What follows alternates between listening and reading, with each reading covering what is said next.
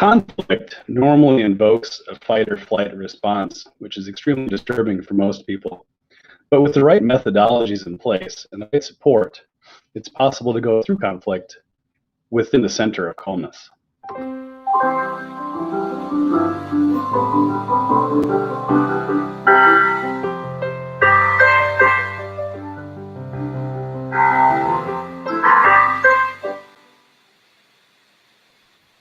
Good evening and welcome to another episode of Center of Calmness, where we take folks from stress to potentially more successful than ever before in a variety of different ways. Tonight we are super blessed to have Arch Creed with us. Welcome, Arch. Thank you. It's good to be here. Glad to have you with us. Now you're calling in from Dayton, Ohio, correct? Yeah. Awesome. How are things in Dayton?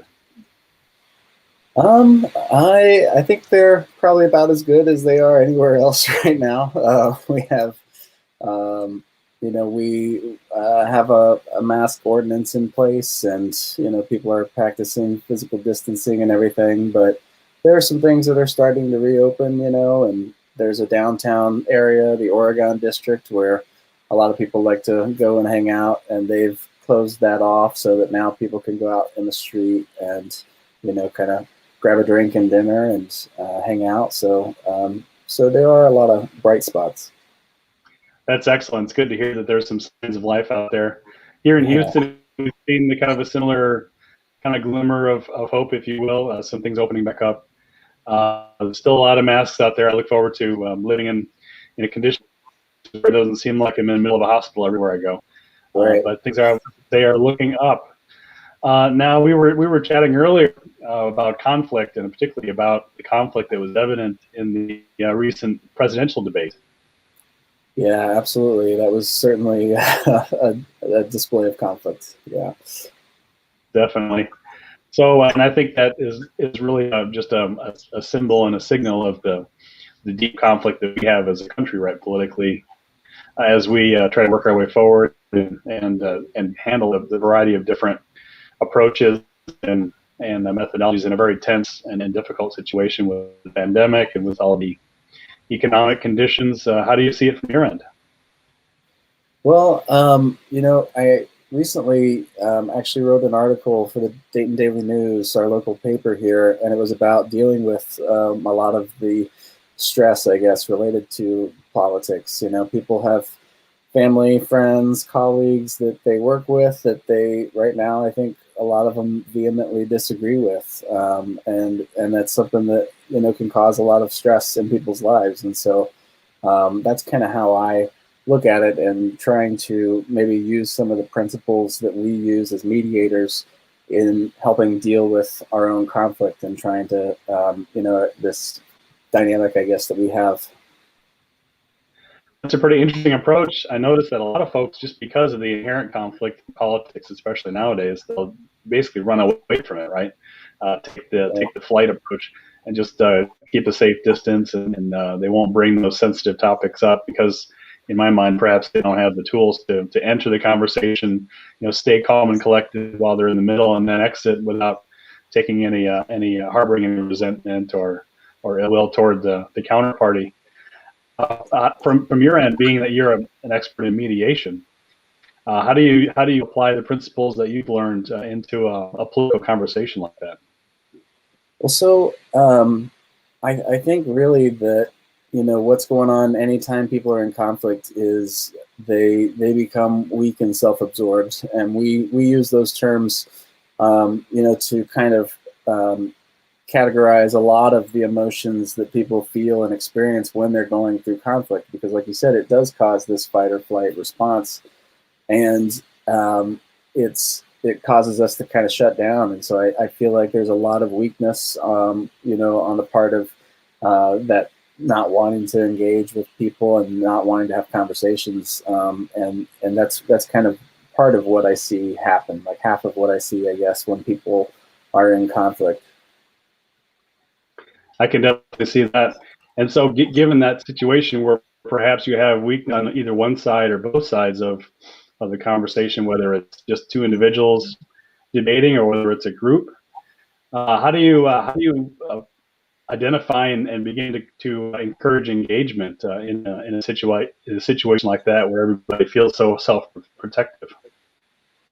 No, that's a great question. And I think that we, would say in dealing with any conflict, what we're trying to do is really help people get to a position of strength and recognition. And so, um, our theory of mediation the style of mediation, I should say, that we practice at the center is called transformative mediation. And that theory that people become weak and self-absorbed when they get into conflict is something that we base our entire practice around. And so what we're trying to do in any conflict situation is to help people move from weakness to strength and move from self-absorption to connection.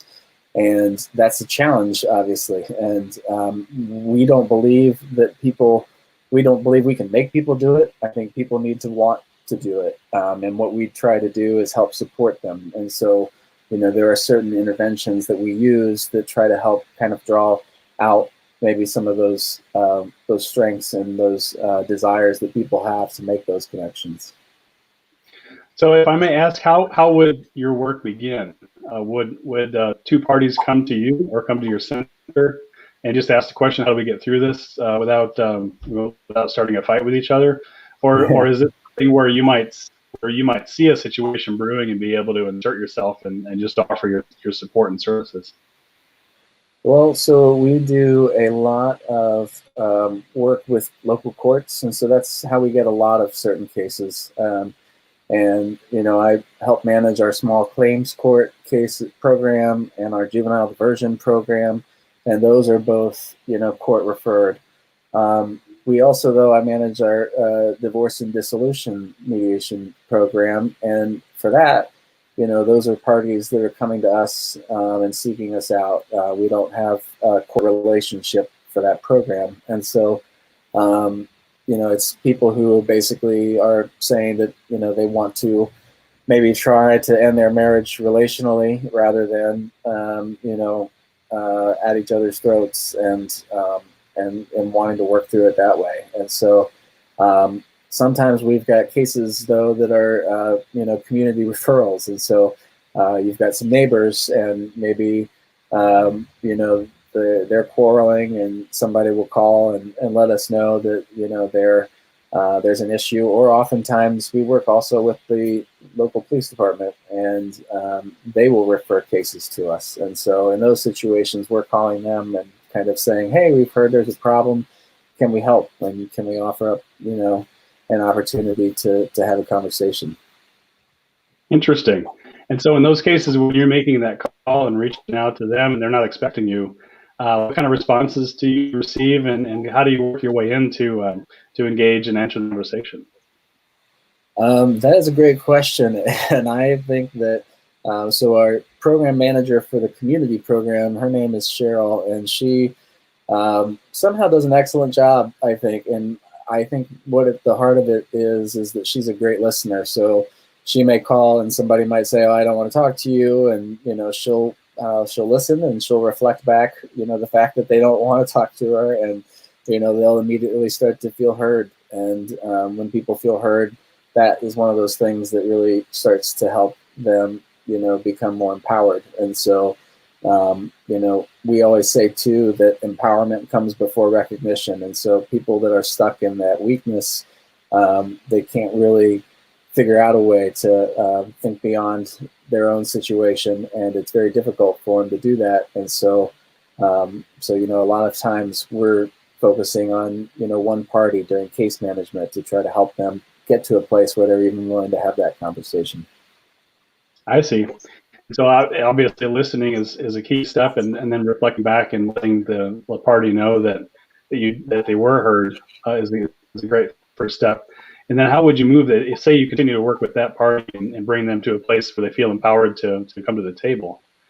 What other steps do you find you often have to take before they're willing to take that step and actually meet then with you and with the third party to begin the conversation? Yeah, that happens where. So I'd say a lot of times parties really want to get some information first, and so they might call, and perhaps they've got a situation where they're trying to go through this divorce or dissolution. They don't know even what their rights are, what they're entitled to, and in terms of things like custody or property division and things like this. And so we encourage them, talk to an attorney. We're very much not attorneys. So we encourage people to seek out legal advice. And, we believe, though, that helps them get to a place of empowerment. And so, we encourage that.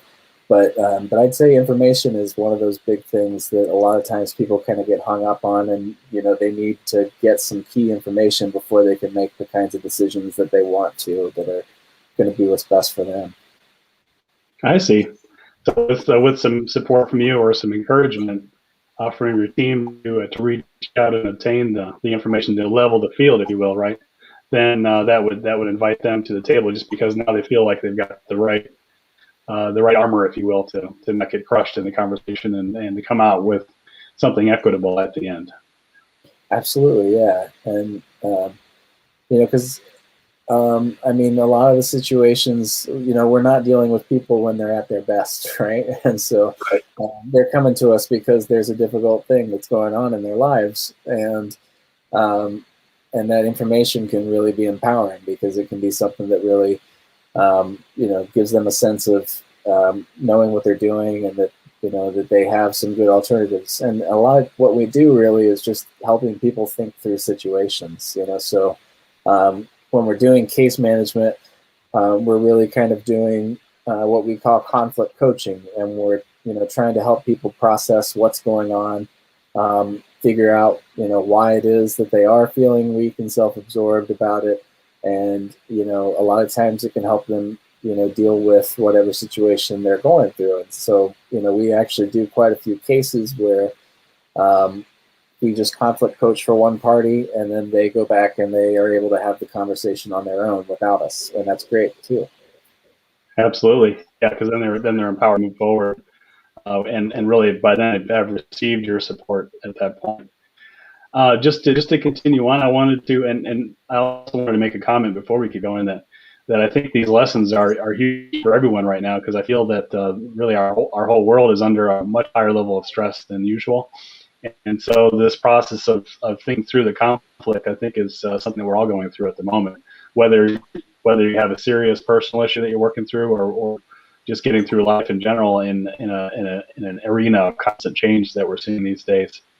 Absolutely. So if I could ask next, can you maybe describe a little bit more about the transformative nature of your coaching practice for mediation? Yeah, sure. So it's the practice is based off of a book called The Promise of Mediation.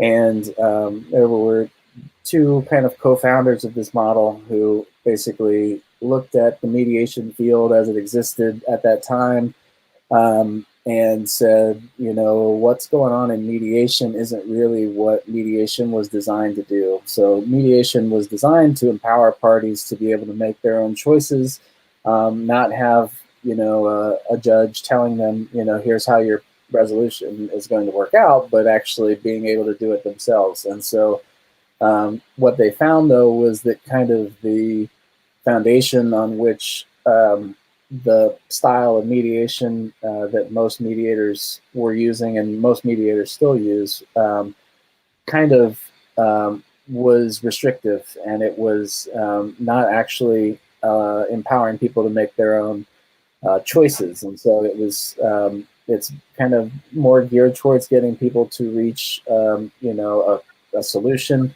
and kind of driven by that. And that would probably be the biggest contrast between transformative and what's known as facilitative mediation, is that it's much less directive. And in fact, we strive for non-directiveness. And so we believe that the parties are in control of both the process and the outcome, not just the outcome. And so we don't do things like if parties begin, shouting, we don't say, stop shouting. We get right there with them because we need to reflect what they're saying so that, they're feeling heard. And if somebody reflects what you say and they do so without really kind of capturing the tone and emotion, then, it doesn't kind of hit us the same way. And so our interventions, though, are geared towards helping people get to a place of strength and recognition, and then, whatever comes of the outcome will come. But we don't strive to get them to an agreement. That's not what is motivating our practice. So that's probably the biggest difference. And kind of, it was born out of kind of that, desire to truly let the parties be in control. That's really interesting. From my perspective, I've only, I think, heard of the more facilitative side of mediation, where the mediator has a mission, right, to bring the parties together and lock them in the room until they figure it out, right? And then, like you said, apply a bunch of ground rules and really suppress everybody. Whereas it sounds like your approach allows for a lot more emotional release, allows for folks to make their point, and like I said, they're heard not only by you but by the counterparty, which provides a lot more freedom then to explore a creative solution, as it sounds. Absolutely, yeah.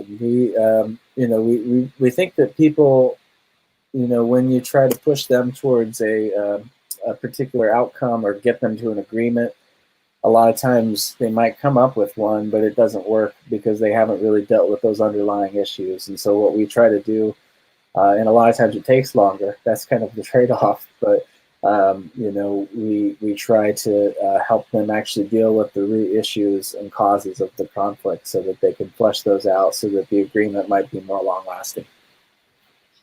And if I could ask then next, what kind of line of questioning do you apply as you, even though you're not necessarily guiding the meetings toward a conclusion per se and leaving the parties empowered to do their own talking and directing, there's got to be some inquisitive approach that you're using to make sure that folks actually reach root causes and begin to address those directly. Do you have a specific methodology or approach for that? Well, so we don't really ask questions other than as check-ins, and so we have not really that many interventions that we use. We do reflections, summaries, check-ins, and then we actually call it backing out, or basically staying silent, as one of the interventions, because a lot of times what happens, when you allow silence to, just exist, is that, people are actually thinking about what they want to say, and sometimes we intervene too soon. And so other times we're silent because the parties are actually doing a great job on their own and they don't really need us anymore, But the reflections and summaries are really geared towards helping with the empowerment and the recognition pieces. The summaries, I think, in particular, though, kind of help them deal with exactly what their issues are. And so when we are listening, we are trying to help them kind of figure out what exactly those issues seem to be. A lot of times it's really obvious. Sometimes it's not, so it might be something like I'm trying to think of a good example, but a lot of times we have neighbor disputes, right? And people have, a tree, or maybe they built a fence on the wrong part of the property line, and this conflict erupts around that. Well, a lot of times it's not really about, the fence. It's about the fact that they didn't talk to them before they did this, project, and they're really upset by that, and they need to talk about that. So, it's kind of actually a lack of respect, which is the real issue. And so once they figure that out, then they're able to kind of move forward. But the kind of questions we ask really are kind of putting it back on the parties. So we might do a summary and say, here's what we think your issues are. You think this, you think this.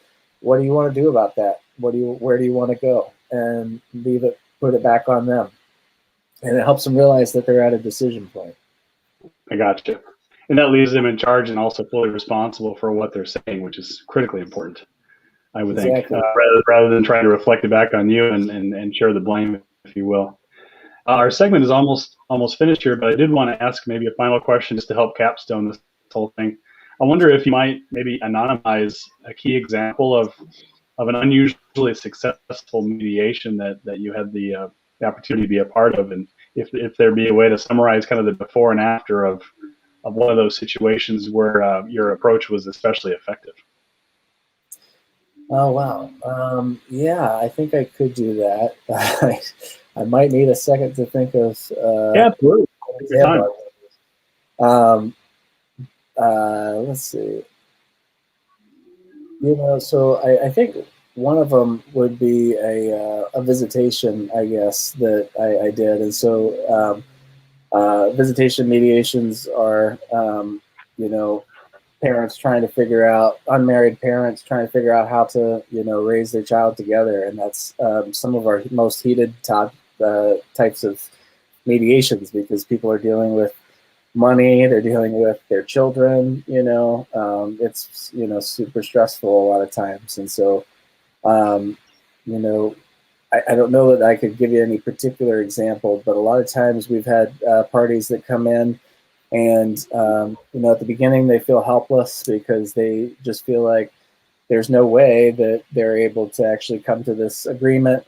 But once they start to hear each other and listen for what the actual concerns are of the other party, they're able to figure out that in fact, they're able to maybe work some things out because they have now kind of dealt with the real issues at hand. And so it that's probably not a great example. I'm sorry, but it's kind of hard to. We see so many, and there's so many themes that you see that it's hard. They all kind of merge together at some point.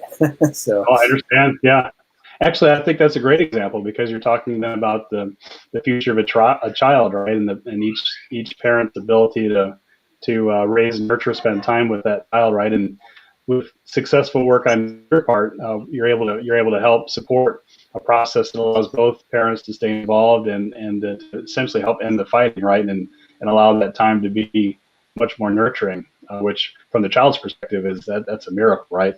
For that work to proceed and for your intervention, I didn't say intervention, your support, right, to help bring both parents to a resolution that they're at least comfortable with, even if perhaps they're not super happy with, and plus they get a chance to work through some of these underlying issues that they were experiencing that created the conflict in the first place. So yeah, that's definitely a great example. I appreciate you sharing that. I did want to put up some information for folks to reach out to you if they're interested. So we have your website here at www.dayton, that's DAYTON, mediation, not meditation, but mediation center. Of course, I love meditation as well, but this is mediation. So it's www.daytonmediationcenter.org. And Arch, I really appreciate you coming on the show. And yeah, did you have any final comments or want to let us know a little bit about what all the center covers just as we close here? Oh, sure, yeah. So, and you wouldn't be the first to call it the Dayton Meditation Center, by the way. We get that all the time. Okay. Yeah, we also offer other services. A lot of people sometimes are really stuck in a really bad work situation, and we actually do a team building for companies and organizations where we come in and we help people analyze where the conflict exists, and we make recommendations for them to move forward. We do conflict coaching as well. And one of the great things now about COVID is actually that we've realized we don't need to necessarily be in person to do mediations. So we're doing all of our mediations over Zoom for the most part, and we can now mediate for people across the country. So if people have a problem and they want this style of mediation to work through it, then give us a call. I'm glad you mentioned that because this broadcast is not only going to Ohio, but it's going everywhere. And once we get onto directly to podcasts, it'll go even farther. So yeah, absolutely. With your Zoom based remote offering, that you're offering your services to everyone who might be interested, and that's awesome. So I appreciate it. And again, Arch, really appreciate your time this evening, and thanks for joining us here. Thanks so much for having me. I appreciate it. Sure thing. And for the Center of Calmness, I'm DK Warner.